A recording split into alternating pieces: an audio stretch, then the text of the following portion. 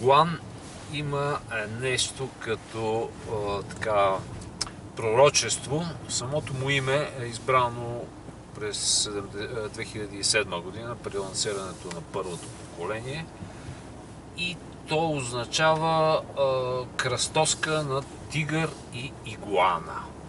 В биологията, разбира се, няма подобна кръстоска, но в автомобилния свят съчетанието звучи добре и моделът се налага и заради това име, което е избрано още от начало. Тогава нямаше никакви хибридни задвижвания, специално в гамата на Volkswagen.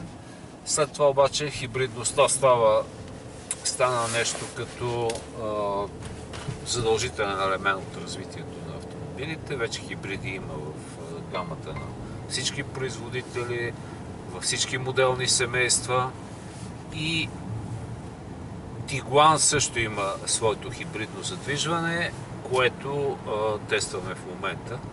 Всъщност става дума не за обикновено хибридно задвижване, а за по-сложната и по-съвършена версия, плъгин хибрида, която допуска зареждане с електричество отделно, като акумулаторът 19 кВт-часа дава възможност за самостоятелен електрически пробег от порядъка на 120 км. Разбира се, този пробег е чисто относителен. Това е цифра, получена по стандартния тестови цикъл WLTP, който няма особена връзка с реалното шофиране. Ако по пътя има изкачвания, колата естествено няма да мине 120 км, или ако е студено, или пък ако шофьора кара доста бързо. От друга страна, ако има едно дълго спускане, то не само, че ще бъде изминато без разход на нито 1 грам гориво, но и батерията ще се зарежда допълнително от енергията на спирането или на забавянето.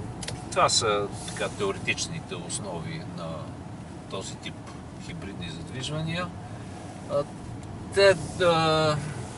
Те се реализират на практика, но съответно в техниката няма начин да спечелиш нещо, пък да не загубиш друго. Си реч, това задвижване е по-сложно, по-скъпо и реално много малцина се възползват от възможностите да зареждат с ток и да карат колите като чисти електрички.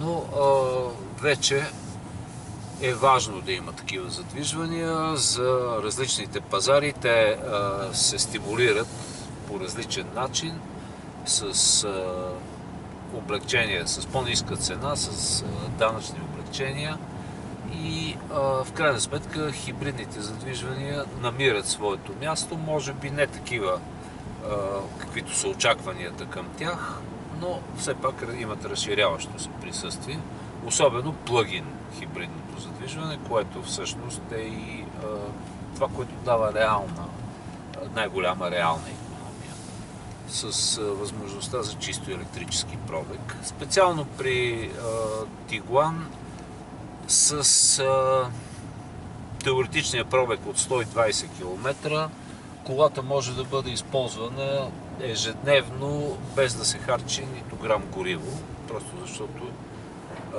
ако човек има зарядно в къщи, в гаража, през нощта ще зареди батерията, даже с по-евтин ток на много места, а през деня рядко пробегът надминава 100 км. Това е основното предимство. От друга страна, тук се усеща малко, но все пак го има. Допълнителната тежест се отразява върху скоростната устойчивост в завой. При спирането се чувства малко малко по-особен начин. Иначе колата си остава един превъзходен кросовър, авангарден, Не само с задвижването, но и с богатия списък с електронни устройства и удобства. Тук има и